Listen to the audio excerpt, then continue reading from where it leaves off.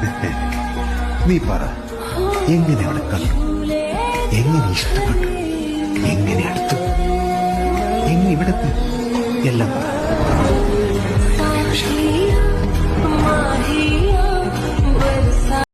Okay guys, welcome back to my YouTube channel. അപ്പോൾ നമ്മളെ വണ്ടി ഇപ്പോൾ അപ്രോക്സിമേറ്റ് ഒരു 58,500 കിലോമീറ്റർ അടുപ്പിച്ച് ക്ലോക്ക് ചെയ്തിട്ടുണ്ട്. അപ്പോൾ ഇതിൻ്റെ ഒരു ലോങ് ടൈം ഓണർഷിപ്പ് റിവ്യൂ ചെയ്യണമെന്ന് ഒരുപാട് നാളുകൾ വിചാരിച്ചിരിക്കുകയായിരുന്നു.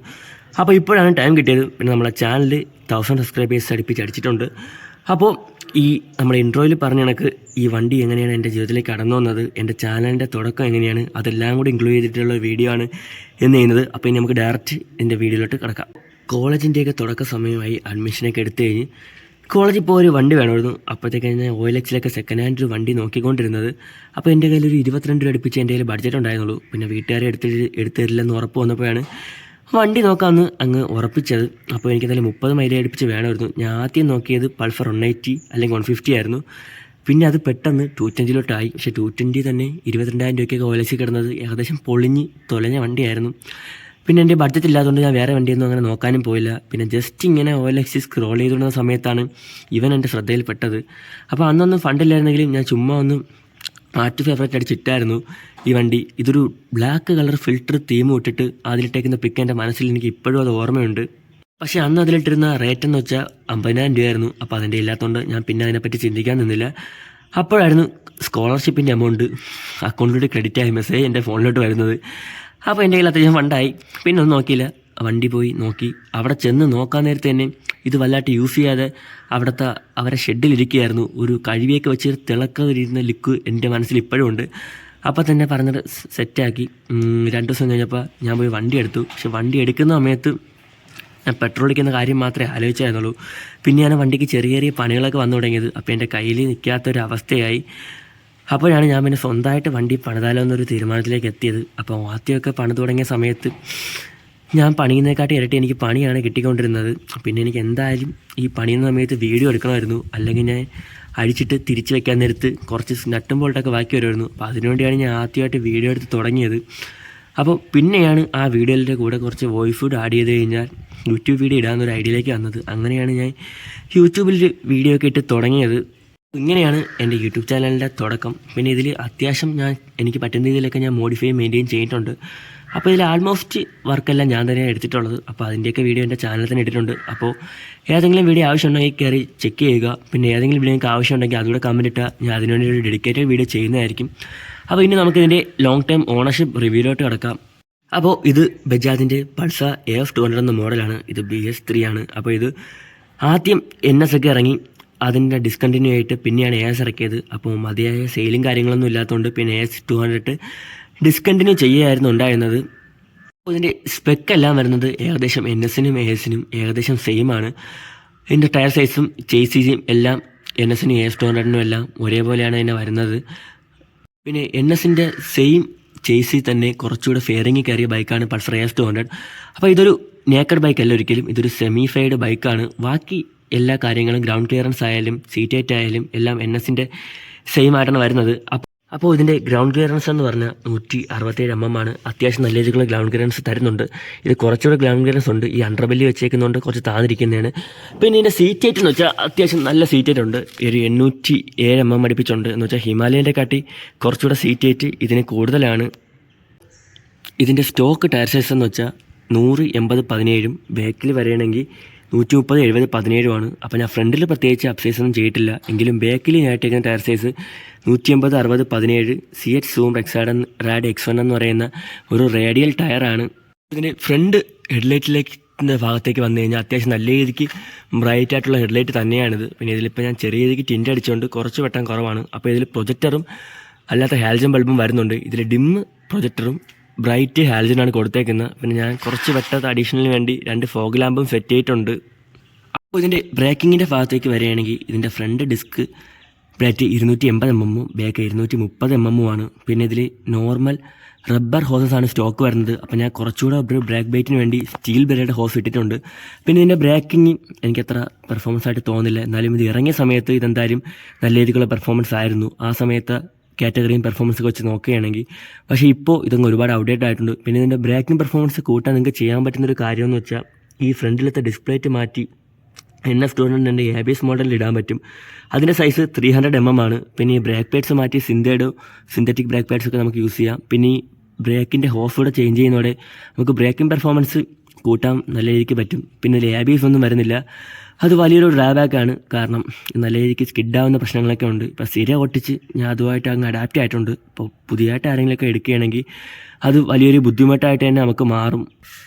അപ്പോൾ ഇതിൻ്റെ എഞ്ചിൻ ഭാഗത്തേക്ക് വരികയാണെങ്കിൽ ഇതൊരു 199.5 cc ലിക്വിഡ് കൂൾഡ് 4 വാൾവ് എഞ്ചിനാണ്. പിന്നെ ഇതിൽ റേഡിയേറ്റർ ഫാനും കൂളിങ്ങിന് വേണ്ടി റേഡിയേറ്റർ ഫാനും മറ്റു കാര്യങ്ങളൊക്കെ വരുന്നുണ്ട്. ഈ കൂളൻ്റൊക്കെ സർക്കുലേറ്റ് ചെയ്താണ് ഇത് കറക്റ്റായിട്ട് കൂളാവുന്നത്. അപ്പോൾ കൂളിങ്ങിൻ്റെ കാര്യത്തിലൊന്നും പ്രത്യേകിച്ച് ഒരു പ്രശ്നമില്ല. പിന്നെ ഇതിൽ സ്റ്റോക്കായിട്ടിരുന്ന ക്രാഷ് കാർഡ് ചേഞ്ച് ചെയ്ത് ഞാനൊരു ഡൊമിനോറിൻ്റെ ക്രാഷ് കാർഡ് കസ്റ്റം ചെയ്താണ് ഇപ്പോൾ ഇതിൽ സെറ്റ് ചെയ്തേക്കുന്നത്. പിന്നെ ഈ സൈഡ് പാനൽസൊക്കെ ഞാൻ ചെറുതായിട്ടൊന്ന് കാർബൺ ഫൈബർ റാപ്പ് ചെയ്തിട്ടുണ്ട്. പിന്നെ ഈ കൂളൻ ടാങ്കിൻ്റെ കാര്യം പറയുകയാണെങ്കിൽ ഇതിപ്പോൾ ഞാൻ AS-ൻ്റെ ടാങ്ക് ഇത് കുറേ നാൾ യൂസ് ചെയ്യുമ്പോഴത്തേക്ക് ഈ സൈഡ് ക്രാക്കാവും. അപ്പോൾ ഞാൻ ചേഞ്ച് ചെയ്തപ്പോൾ ഇപ്പോൾ NS-ൻ്റെയാണ് ഇതിൽ സെറ്റ് ചെയ്ത് വെച്ചേക്കുന്നത്. എൻ്റെ മീറ്റർ കൺസോളിലോട്ട് വരുന്ന സമയത്ത് എനിക്കിതിൽ ഏറ്റവും ഇഷ്ടപ്പെട്ട കാര്യം എന്ന് വെച്ചാൽ നമ്മൾ വണ്ടി ഓണാക്കുമ്പോൾ ഈ അനലോഗ് മീറ്റർ ഒരു റൗണ്ട് അടിച്ചങ്ങ് നിൽക്കും. അതെനിക്ക് വളരെ ഇഷ്ടമുള്ള കാര്യമാണ്. പിന്നെ അത്യാവശ്യം നമുക്ക് ആവശ്യമുള്ള സെൻസേഴ്സൊക്കെ കൊടുത്തിട്ടുണ്ട്. ഇത് ബജാജിൻ്റെ ലോഗോ ആണ് കൊടുത്തേക്കുന്നത്. ഇത് ഓയിൽ പ്രഷർ കുറയുമ്പോൾ കാണിക്കും. പിന്നെ ഇത് ഓവർ ഹീറ്റിങ്, ഇത് ബാറ്ററി, പിന്നെ ന്യൂട്രൽ സ്വിച്ച്, പിന്നെ ഇൻഡിക്കേറ്ററിൻ്റെ ഒരു നോട്ടിഫിക്കേഷൻ ഇവിടെ കൊടുത്തിട്ടുണ്ട്. പിന്നെ ഇത് ഒരു കംപ്ലീറ്റ്ലി ഡിജിറ്റൽ മീറ്ററാണ്. അതിൽ നമുക്ക് ഫ്യൂൽ ഗേജ് വരുന്നുണ്ട്, പിന്നെ ഓഡോമീറ്റർ, പിന്നെ സൈഡ് സ്റ്റാൻഡ് സെൻസറും വരുന്നുണ്ട്. ഇതിൽ സൈഡ് സ്റ്റാൻഡ് സെൻസർ ഉണ്ടെങ്കിൽ തന്നെ സൈഡ് സ്റ്റാൻഡ് ഇട്ടിട്ടുണ്ടെന്ന് മാത്രമാണ് കാണിക്കുന്നത്. സൈഡ് സ്റ്റാൻഡ് ഇട്ട് കഴിഞ്ഞാൽ നമുക്ക് വണ്ടി സ്റ്റാർട്ട് ചെയ്യാൻ പറ്റും. പിന്നെ നമ്മുടെ ഈ നോർമലായിട്ട് വരുന്ന കൺട്രോൾസിൽ ഒരു ചെറിയൊരു കാര്യങ്ങളുണ്ട്. ഇത് കുറച്ച് ലിറ്റ് ഡിസ്പ്ലേ ആണെന്ന് വെച്ചാൽ ഈ ബ്ലൂ കളർ എപ്പോഴും ബാക്ക് ലിറ്റായിട്ട് നിൽക്കും നമ്മൾ വണ്ടി പാർക്കിൽ ഇട്ട് കഴിഞ്ഞാൽ. ഇപ്പോൾ നോർമലായിട്ട് വണ്ടി സ്റ്റാർട്ടാക്കിയാൽ മാത്രമേ നമ്മളെ വണ്ടിയിൽ ഇതെല്ലാം ഓണാവും. പക്ഷേ ഞാൻ കണക്ഷൻ ചെറുതായിട്ടൊന്ന് മാറ്റി കൊടുത്തിട്ടുണ്ട്. ഇപ്പോൾ എനിക്ക് കീ ഓണാക്കിയാൽ തന്നെ ഇതെല്ലാം ഓണാക്കാൻ പറ്റുന്നതാണ്. ഈ ഒരു ലൈറ്റ് ഇങ്ങനെ കത്തിയിരിക്കുന്നത് ഒരു 5-6 മണി സമയത്ത് കാണാൻ നല്ല രസമാണ്. അപ്പോൾ ഇത് പണ്ടോട്ടേ എനിക്ക് പൾസറിൻ്റെ വണ്ടികളിൽ ഇഷ്ടപ്പെട്ടൊരു കാര്യമാണ്. പിന്നെ ഇതിൻ്റെ ഫ്രണ്ടും ബ്രേക്കും ഹൈഡ്രോളിക് ബ്രേക്കാണ്. അപ്പോൾ ഞാൻ നേരത്തെ പറഞ്ഞ പെർഫോമൻസ് കൂടാൻ വേണ്ടി ഞാനൊരു ബ്രൈഡഡ് കേബിൾ ഇട്ടിട്ടുണ്ട്. അപ്പോൾ കുറച്ച് ലെന്ത് കൂടിയുണ്ട്. ടോപ്പിൽ കൂടി ഇങ്ങനെ കറക്കി കൊടുക്കാനേ ഇപ്പോൾ വഴിയുള്ളൂ.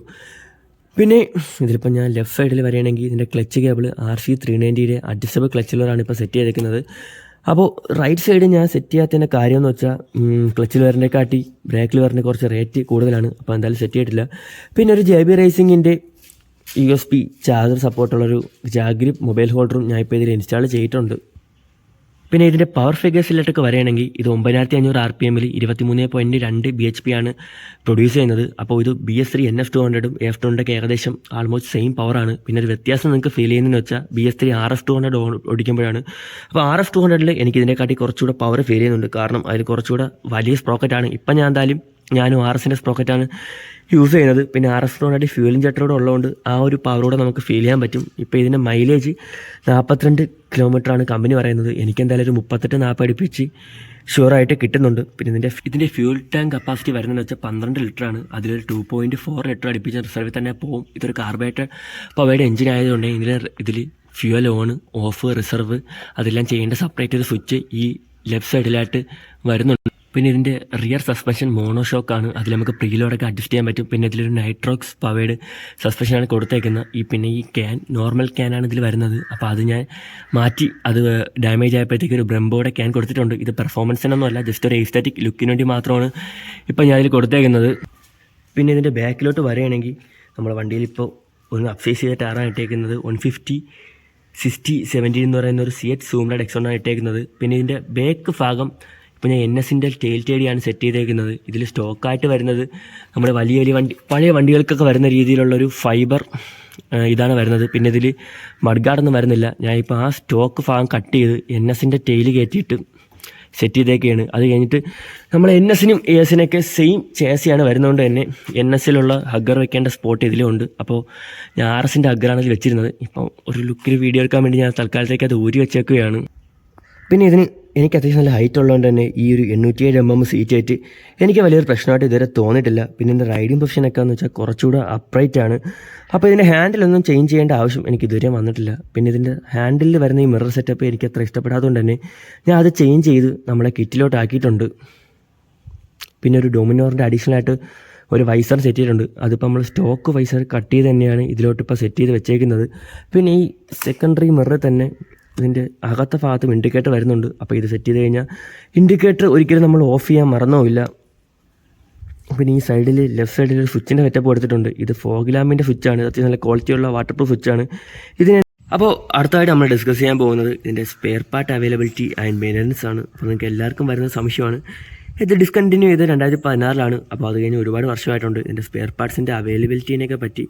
അതിൻ്റെ സ്പെയർ പാർട്സൊക്കെ നമുക്ക് ഈസിലി അവൈലബിൾ ആണ്. മറ്റേ ഈ ഫ്രണ്ടിലത്തെ ഈ ഹെഡ്ലൈറ്റും കിറ്റും അതിൻ്റെ സ്റ്റേ ഒക്കെ ഒഴിച്ച് ബാക്കിയെല്ലാം നമുക്ക് ഈസിലി അവൈലബിൾ ആണ്. കാരണം NS-നും AS-നൊക്കെ ഏകദേശം ആൾമോസ്റ്റ് എഞ്ചിൻ പാർട്സ് ആയാലും ബാക്കിയെല്ലാം ഒരേപോലെയാണ് വരുന്നത്. നമുക്ക് ബുദ്ധിമുട്ട് വരുന്നത് ഈ ഫ്രണ്ടിലത്തെ ഫെയറിങ്ങും ഹെഡ്ലൈറ്റും ഒക്കെ മാത്രമാണ്. അത് കിട്ടാൻ കുറച്ചെല്ലാം നല്ല പാടാണ്. സെക്കൻഡൊക്കെ ഉണ്ടെങ്കിൽ മാത്രമാണ് ഒപ്പിക്കാൻ പറ്റുന്നത്. ഇത് ആക്സിഡൻ്റൊക്കെ വല്ലതും ആയിക്കഴിഞ്ഞാൽ ഇത് ഒപ്പിക്കാൻ നല്ല ബുദ്ധിമുട്ടി കിടക്കുന്ന ഒരുപാട് പേരെ ഞാൻ കണ്ടിട്ടുണ്ട്. അവരൊക്കെ ചെയ്യുന്നതെന്ന് വെച്ചാൽ ഇത് NS-ലോട്ട് കൺവെർട്ട് ചെയ്യുകയാണ് ചെയ്യുന്നത്. എന്ന് വെച്ചാൽ ഫ്രണ്ടിലത്തെ ഈ ഫെയറിങ് മാറി NS-ൻ്റെ ഇത് കയറ്റി കഴിഞ്ഞാൽ ഇത് NS-ലോട്ട് എളുപ്പത്തിൽ കൺവെർട്ട് ചെയ്യാൻ പറ്റുന്നതാണ്. ബാക്കി എഞ്ചിൻ പാർട്സ് എല്ലാം BS3 NS-നും ഇതിനും സെയിം ആണ്. പക്ഷേ AS150യുടെ ഭാഗത്തോട്ട് വരികയാണെങ്കിൽ അതിൻ്റെ എഞ്ചിൻ പാർട്സും കിട്ടാൻ നല്ല രീതിക്ക് റെയറാണ്. അത് നമുക്കൊരു ബുദ്ധിമുട്ടായിട്ട് വരും. ഇതിൻ്റെ മെയിൻ്റനൻസിൻ്റെ ഭാഗത്തോട്ട് വരികയാണെങ്കിൽ ഇത് പഴയ വണ്ടിയാണ്. നല്ല സെക്കൻഡൊക്കെ എടുത്തു കഴിഞ്ഞാൽ പണിയൊക്കെ കിട്ടാൻ കുറച്ച് ചാൻസ് കൂടുതലാണ്. പിന്നെ ഈ വണ്ടി അത്യാവശ്യം നല്ല രീതിക്ക് മെയിൻറ്റെയിൻ ചെയ്യുന്ന വണ്ടിയാണ് ഞാൻ എടുത്തത്. പിന്നെ ഞാനും എന്നെക്കൊണ്ട് പറ്റുന്ന രീതിയിലെല്ലാം നല്ല രീതിക്ക് മെയിൻറ്റെയിൻ ചെയ്യുന്നുണ്ട്. എങ്കിലും പണികളൊക്കെ ഇടയ്ക്കിടയ്ക്ക് വരും. പിന്നെ ഇതിൻ്റെ പൾസറിൻ്റെയും ബജാജിൻ്റെയും കാര്യത്തിൽ പാർട്സിനൊക്കെ നമുക്ക് കുറച്ച് വില കുറവാണ്. പിന്നെ ഇതിൻ്റെ maintenance most of the times ഞാൻ തന്നെയാണ് ചെയ്യുന്നത്. Okay guys, that's it for today. അപ്പോൾ ഈ വീഡിയോ എല്ലാവർക്കും ഇഷ്ടപ്പെട്ടെന്നായിരുന്നു. വീഡിയോ ഇഷ്ടപ്പെട്ട് കഴിഞ്ഞാൽ തീർച്ചയായിട്ടും ലൈക്ക് അടിക്കണം. ചാനൽ ഇതുവരെ സബ്സ്ക്രൈബ് ചെയ്യാത്തവരാണെങ്കിൽ ചാനലോടൊന്ന് സബ്സ്ക്രൈബ് ചെയ്തേക്കണം. പിന്നെ ഇതിനെപ്പറ്റി നിങ്ങൾക്ക് അഡീഷണൽ ആയിട്ട് എന്തെങ്കിലും ഡൗട്ടും കാര്യങ്ങളൊക്കെ ഉണ്ടെങ്കിൽ നിങ്ങൾക്ക് എന്നെ കമൻസിലൂടെ കോൺടാക്ട് ചെയ്യുന്നതാണ്. പിന്നെ എൻ്റെ ഇൻസ്റ്റൈഡിയും കാര്യങ്ങളൊക്കെ ഞാൻ ചാനലിൻ്റെ ബയോയിൽ കൊടുത്തിട്ടുണ്ട്. അപ്പോൾ അതുവഴി എന്നെ കോൺടാക്ട് ചെയ്യുന്നതാണ്. അപ്പോൾ പുതിയൊരു വീഡിയോയിൽ കാണുന്നവരെ ബൈ ബൈ.